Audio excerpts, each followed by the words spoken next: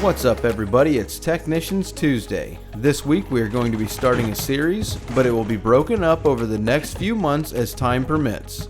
So to get into the video, we are going to be starting the restoration process of another project boat. This is a 1992 23-foot Ocean Master with a 300 horsepower Yamaha HPDI engine. Taking on a project boat is a huge process, so it seems fitting to start out by going over what are the major things to look at when looking at buying a project boat. I'll put some links in the description below to all of the relevant articles that we have written for a more in-depth reference to all of this information. But there are basically 5 major things to look at. The first thing we want to know is how old is the boat. This will give us a reference to the lifespan of the other major things on our list. A boat's age is pretty simple to find. We just need to look at the hull identification number or HIN that is found on the back starboard side of the transom. The last 2 digits of this number is the year the boat was finished. For us, we have this lovely 1992 Ocean Master. When dealing with older boats and project boats, the year of the boat won't always match the engine. Our second major thing we want to look at is the engine. The biggest things that we want to know about the engine are the year, the hours, and also the condition of the motor. New outboards no longer have a year designation on them, but older ones still do. So this Yami here has a model number of a Z300 TXRC, which means that it is a 2004, and we know that because if you see that the last letter in the number is a C, Yamaha's letter designation reset in 2002 with an A. So you just work from that year. A TXRB is a 2003 and the TXRC is a 2004. This also works backwards as well. So a TXRZ is going to be a 2001. They ended this in 2005 with D, and so anything 2006 to present day, this letter designation does not work. Now the engine's age matters just as much as the hours. An engine that has only 20 hours but is 20 years old isn't necessarily a good thing.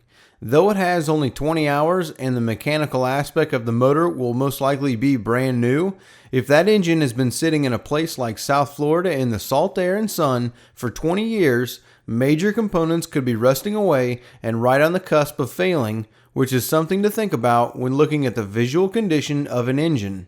Outside of the year and hours of the motor, we're concerned about 4 major things on the engine: the lower unit, the spark, the fuel system, and the compression. To check these out, we just need to crack the gear case drain seal and check the condition of the lower unit oil, just to make sure it doesn't have a ton of metal or water inside of the gear case. Then we can just perform a spark and compression test on the engine to let us know the ignition system and the mechanical standpoint of the motor is all good. Then just drain a little bit of fuel out of the carbs or the VST to see what kind of fuel is sitting in the engine. For more about this, you can click on the card there on the top of the screen to check out our playlist of starting an outboard that has been sitting, where we clean out the VST, fuel injectors, and get this engine here running again.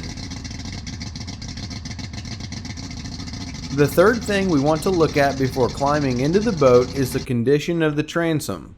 Now most people look at a transom as a complete deal killer, but to be honest, they aren't that bad, and it is the most common failure that has to be dealt with on a project boat. Checking the transom for rot and hollow spots is what we want to do. You can take something solid like a hammer or use the butt of a screwdriver to keep from marking up the transom, and we will just work from one side to the other, tapping on the transom around any item that is bolted on where a screw has been driven into the transom, creating a location for water to get into the fiberglass. We are listening for a hollow or a solid sound. You can really hear it here on the side of this transom where the corner is solid, and then under the deck drain you can hear that it is hollow and rotten.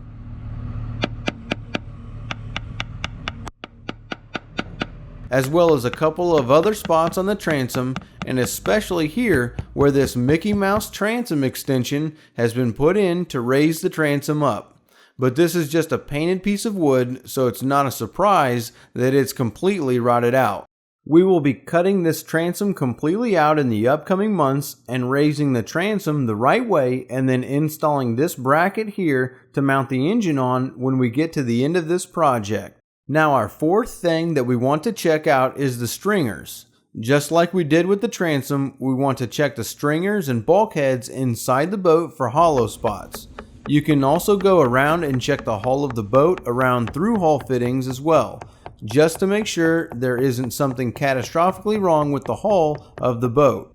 For this boat, our stringers are solid, but I was a little concerned about this bulkhead here in the back. That is where the live well is located here in the deck, simply because this live well is completely full of water and has been for a long time.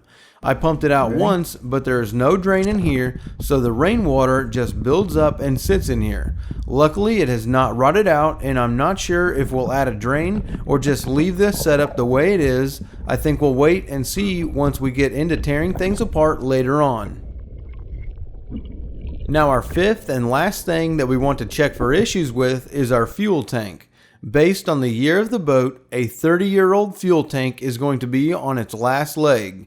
You want to inspect to see how difficult of a process it is going to be if you have to change out the tank, as well as how big of a tank it is.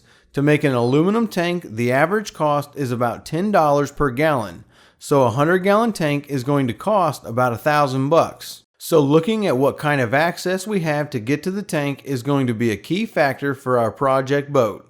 For this Ocean Master here, judging by the look of this pickup tube and the top of the tank, we'll most likely be changing out this fuel tank, which has great access where we only have to take off the leaning post and pull up the deck access, all of which is out in the open, so it won't be that bad. We'll want to pressure test the tank next, but we will do that in another Technicians Tuesday video.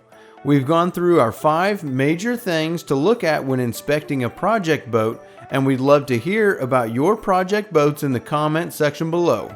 Let us know what you look at and what kind of boats you have been through over the years. Then don't forget to give the video a thumbs up. If you're new to the channel, get subscribed so you don't miss out on the upcoming videos where we will be restoring this boat in the upcoming months. Go ahead and check out some of our past videos while you're here, or head on over to our website at bornagainboating.com, where we have even more helpful information that covers anything that has to do with a boat or an outboard. Enjoy the rest of your Tuesday night, and we look forward to seeing you next week.